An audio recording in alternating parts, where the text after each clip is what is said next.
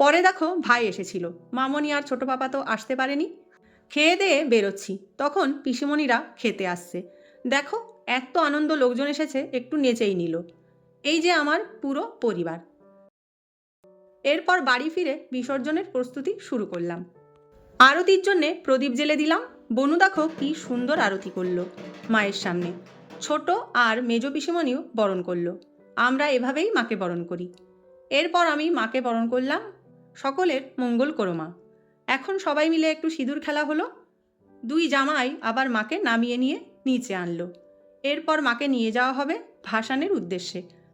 আমরা তো সেই ভাসান ডান্স করলাম, এটা তো কম্পালসারি জানোই। রাজদিঘিতে পৌঁছে গেছি এখন। পিসিমণি শেষ বিদায় জানাচ্ছে মাকে। দেখো 7 পাক ঘোরানো হলো মাকে। শেষে রাজদিঘিতে মায়ের ভাসান হয়ে গেল। ভিডিওটা কেমন লাগলো অবশ্যই তোমরা জানিও।